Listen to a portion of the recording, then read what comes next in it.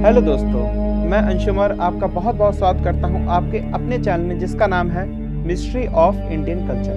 दोस्तों, आज हम बात करेंगे भगवान कृष्ण के बारे में। प्लीज़ वीडियो का अंत तक जरूर देखिए। लेकिन इससे पहले कि हम वीडियो शुरू करें, हमारे वीडियो को लाइक कीजिए, चैनल को सब्सक्राइब कीजिए और साथ ही बेल आइकन को भी प्रेस कर दीजिए ताकि फ्यूचर में आने वाली सभी नोटिफिकेशन आपको सबसे पहले मिले।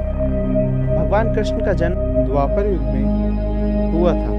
वैसे तो हम सब ने श्री कृष्ण के बारे में बहुत कुछ सुना है, किंतु एक ऐसा रहस्य जिसके बारे में बहुत कम ही लोग जानते हैं। आज तक श्री कृष्ण भगवान पर जितने भी धारावाहिक बने हैं उनमें भी किसी धारावाहिक पर इस घटना को नहीं दिखाया गया। लेकिन आज हम इस रहस्य से पर्दा उठाएंगे और वो भी सबूत के साथ। तो दोस्तों, जैसे कि हम सब जानते हैं कि भगवान कृष्ण कंस के बुलाने पर ब्रज से मथुरा चले जाते हैं। उनके जाने की सूचना पाकर ही राधा, नंद बाबा और यशोदा मैया सहित पूरा नंदगांव विरह की पीड़ा की अथाह गहराइयों में डूब जाता है। श्री कृष्ण भगवान मथुरा जाकर कंस का वध करते हैं और मथुरा के सिंहासन पर अपने नाना उग्रसेन को विराजमान करते हैं, जिसके बाद वह कुछ समय मथुरा में ही रहते हैं और उसके बाद द्वारिका का निर्माण करते हैं। जैसे कि हम सब जानते हैं, भगवान श्री कृष्ण उद्धव को ब्रज भेजते हैं। ब्रज में सभी की यह दशा देख उद्धव उन्हें वचन देते हैं कि वह कृष्ण को ब्रज में लाएंगे, लेकिन भगवान कृष्ण ब्रज में वापस नहीं जाते हैं। लेकिन आपको यह जानकर हैरानी होगी, भगवान कृष्ण ब्रज वापस गए थे। जी हाँ, बिल्कुल सही सुना आपने, और हमारे पास इसका प्रमाण भी है। इसका प्रमाण हमें श्री गर्ग संहिता में मिलता है। श्री गर्ग संहिता गर्ग मुनि द्वारा लिखित है। गर्ग मुनि ने ही भगवान कृष्ण और बलराम का नामकरण किया था। गर्ग संहिता के पेज नंबर 360 पर हमें इसका प्रमाण मिलता है, जहां नारद जी राजा बहुलाश को कथा सुनाते हुए बताते हैं कि उद्धव के आग्रह करने पर अपने कहे हुए वचन को याद करके ब्रज में जाने का विचार किया। समस्त कार्यभारों पर दृष्टि रखने के लिए बलराम जी को मथुरा में छोड़कर रथ पर उद्धव के साथ आरूढ़ हो भगवान श्री कृष्ण भक्तों को दर्शन देने के लिए नंदगांव को गए। गोवर्धन, गोकुल और वृंदावन को देखते हुए श्री कृष्ण यमुना के मनोहर तट पर पहुँचे। श्री कृष्ण को देखते ही कोटि कोटि गायें चारों ओर से दौड़ती हुई उनके पास आ गईं। उन सबके स्तनों से स्नेह कारण दूध झर रहा था।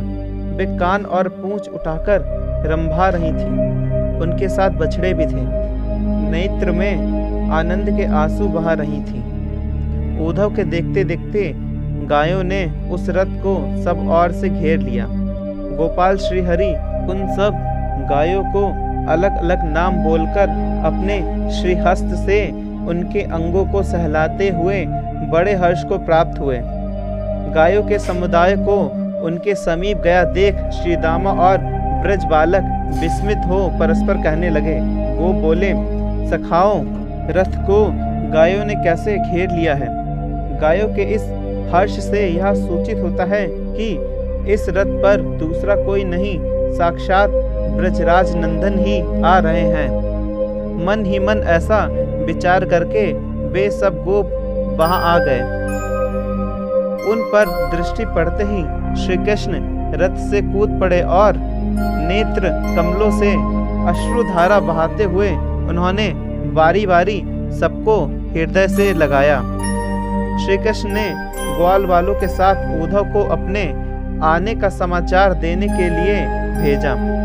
उद्धव ने नंद नगर में जाकर बताया कि श्री कृष्ण पधारे हैं। समाचार सुनते ही समस्त गोप उन्हें लिवा लाने के लिए निकले। मधुर स्वर में बाजे बजने लगे।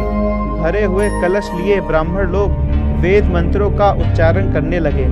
मांगलिक वस्त्रों से निर्मित गंध और अच्छत साथ ले यशोदा के साथ नंद बाबा अगवानी के लिए गए। सोने की साकल धारण किए हाथी को आगे रखकर वृषभानु और उनकी पत्नी कलावती के साथ वहां पहुंचे।